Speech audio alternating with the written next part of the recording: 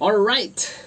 Inyo sa mga kabagis, Jubilito TV Official po at eto na naman pumuli ang isang edisyon ng ating reaction video. Pero bago po lahat, syempre po mega love shoutout po muna kay Kuya Val Santos Matubang, kay Ate Edna Vlogs, Kalinga Prab, Roel of Malalag, Rachel Morales at sa lahat po ng mga matubang vloggers, mega love shoutout po sa inyong lahat. Isama na rin po natin syempre po mga kalingap, mga kabagis, mga kalangga nation natin, ang ating pong mga kalingap subscribers, kalingap netizens, at ang mga kalingap partners po nating sumusuporta sa mga matubang vloggers. Mega love shoutout po sa inyong lahat. So ito na nga mga kalingap, mga kabagis, mga kalangga nation natin, for today's reaction video. Gawan lang po natin ng reaction at muli po pagbibigay ng opinion. Dito nga po sa summarize, no, sa unang araw sa pag-unwind at pagbabakasyon ng pamilya nila Ruel, ang Darak, dito po sa bayan ng or sa probinsya po ng Zambales, mga kalangga nation natin, no. Kung hindi nyo po naitatanong, si Jubilito TV Official po ay tubong San Antonio, Zambales, na kung saan ay 2 bayan lamang po ang layo dito po sa pinag-i-stayan nila Roel of Malalag na sa San Felipe po, no. Kundi po ako nagkakamali, no. San Antonio, San Narciso, then San Felipe.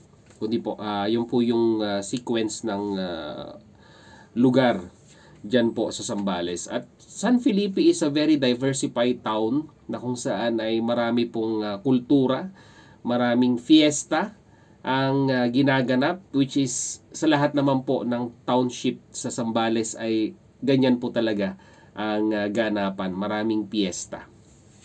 So maraming salamat po kay Ma'am Linlin, ang butihing sponsor ni Roel of Malalag, na nagpaunlak na maimbitahan po sila dyan sa bayan ng Zambales para po makapag-unwind naman po, no, at makapag-relax ang pamilya nila Roel. Dahil nga po syempre kasama sila Kalingap Awe, ang kanyang pamilya, sila Alex Librada at ang kanyang partner ay kasama din po. Yan dyan si BG Skim, sila Justin, at ang staff po nila ni Roel of Malalag, sila Kalingap Victor.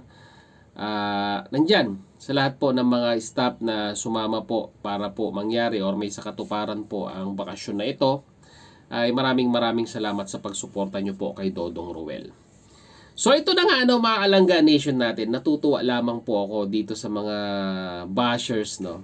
Alam nyo, itong mga bashers na ito ay talagang ang tanging purpose lamang po nila sa kanilang buhay ay magtanong ng sabihin na nating may iba naman po ang ibig sabihin sa mga live streaming po. Dahil napansin ko po dito po sa live streaming ni BG Skim ay may mga bagay-bagay silang gustong alam nyo na, gustong i-provoke sa live streaming, na kung saan ang live streaming na yon ni BG Skim, it's all about video okay. Nagkantahan lamang po sila, pero alam nyo, sa comment section ng live na iyon ay ang dami pong napag-uusapan, ang daming isyong gustong i-brought out ng mga bashers. At ito ang dapat bigyan pansin. At least si Roel nga po ay napansin ito sa channel ni BG Skim, na kung saan ay parang sabi nga po ni Dodong Roel ay nag-aalaga ng bashers itong si BG Skim Official. May mga katanungan sila, no, mga kalangga nation natin. Unang-una sa lahat, at talagang mapapansin nyo po na hindi po sila solid na sumusuporta po sa Rochelle. Dahil ang mga tanong, bakit daw itong si Rachel ay hindi kasama sa kanilang pagbisita sa Zambales, alam naman po natin ang kadahilanan kung bakit po hindi sumama itong si Rachel. Dahil nga po syempre po ang priority po ng bata ay pag-aaral.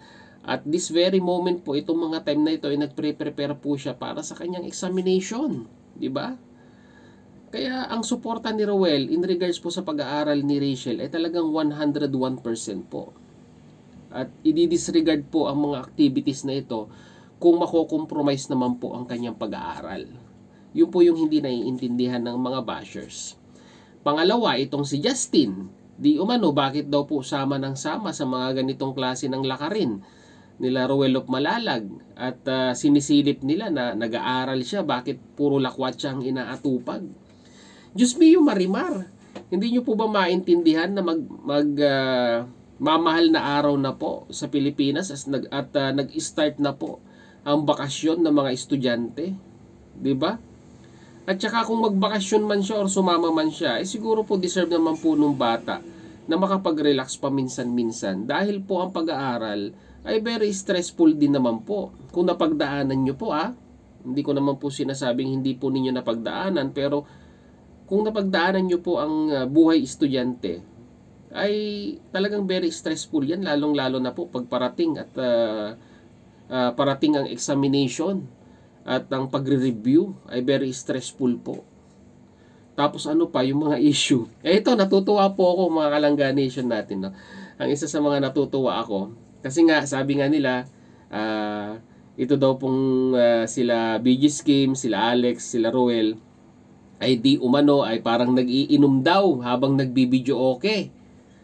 Diyos ko, pati ba naman yan? Nasisilip nila. At klinaro naman po ni Roel of Malalag na hindi po sila nagiinom. At kung sakaling mag-inom man sila, ay ano pa po ang problema doon? Nag-i-enjoy po sila, di ba? Deserve naman po nila makapagpahinga dahil nga po sa araw-araw na ginawa ng Diyos ay puro pagcha-charity po ang kanilang ginagawa. Wala po akong nakikitang mali na uminom moderately habang kumakanta, which is talagang magka-partner po yan, no? Sa ating mga kultura, sa ating kulturang Pilipino. Ang pagbibidyo okay ay kasama na po ang pag-happy-happy yan. At sa pag-happy-happy na yan ay kasama po ang inuman. At pagbibidyo okay walang inuman, bakit? Hindi rin po ba po pwede yun? Sa tingin ko po ay pwede po yun. 'Di ba? Hindi naman po lahat ng bagay ay lagi pong nakadugtong ang pag-iinom sa mga activities. Which is, yung iba dyan kasi mentalityng Pilipino na kung saan kailangan pag nag-celebrate merong alak. Sa nakikinita ko naman po sa ginawa nila, they're celebrating without drinking. So ano po ang mali doon? Kaya matutuwaan na lang mga Alangganation natin sa mga bashers na ito dahil nga po talagang alam nyo na, may i-comment lang ay talagang magko-comment at magko-comment para lamang po magpapansin. At mabuti na lamang po no, sa previous or latest live streaming ni Roel of Malalag, panoorin nyo na lang po no, mga Kalangganation natin dahil hindi po tayo pwedeng gumamit ng mga clips as of now dahil wala pa pong 24 hours sa mga video upload at wala pa pong 12 hours sa mga live streaming. So, panoorin nyo na lang po sa mga respected channel na nila Sir Alex Librada, VG Scheme Official at ni Roel of Malalag. Ang mga sagot nila, no? Dahil ang sagot ni Roel, dead malang. Diyos ko. Lalo na naman po manggagalaiti ang mga bashers na ito dahil nga po ang sagot ni Dodong Roel ay dead malang. Nako, nakapag-generate na si Dodong Roel ng mataas na tolerance sa inyong mga bashers dahil nga po wala naman pong pupuntahan kung sasagutin po kayo ng paulit-ulit. Sabi nga po ni Dodong Roel, sagutin lamang po kayo ng isang beses ay tama na yon. Pero kung napakababaw naman po ng inyong pambabash, ay malamang baka hindi rin po sagutin dahil hindi po worth it ang pagsagot at sayang lamang po ang oras ng isang Roel of Malalag sa inyong mga bashers. So yun mga kalingap, mga Alangganation natin, no? Yun lamang po ang ating reaction video dito nga po sa naging ganap sa unang araw po ng pagbisita ng Darak, pamilya ni Roel, dito po sa San Felipe, Zambales, no? Na kung saan ay sabi nga po ay naimbitahan si Roel na parang magsalita sa isang gaganapin nilang program sa barangay nila Ma'am Linlin para po i-acknowledge naman po ang tourism ika nga. At nakakatuwa lamang po dahil ipinagkatay po ng baka, isang buong baka ang team nila Roel sa pagpasyal po dyan sa San Felipe, Zambales. What a generous sponsor. Ito pong si Ma'am Linlin, no? So yun na nga mga kalingap at kabagis muli. Maraming salamat dahil sa dulo po ng ating reaction videos ngayong araw na ito. Nasamahan niyo po muli si Jubilito TV Official at muli po naglalambing po ang inyong host. Sa mga hindi pa po nakasubscribe sa channel ni Kuya Val Santos Matubang, Ate Edna Vlogs, Kalinga Prab, Roel of Malalag, Rachel Morales at sa lahat po ng mga matubang vloggers, pakisuportahan, subscribe ang kanilang mga YouTube channel. At ganun din po, baka may naligaw pa po dyan na hindi pa po nakasubscribe Sa channel po ni Jubilito TV Official ay pakihit naman po ang subscribe button at ang notification bell para maging updated po kayo sa mga darating nating reaction videos. Ganon din po, paki-follow and like ang ating official FB page na may title pong Paksa ng Buhay, Aking Gabay, na may red banner pong Jubilito TV Official. Yung mga videos po natin dyan ay ina-upload din po natin sa ating official FB page. Paki-follow and like mga Kalangga Nation natin.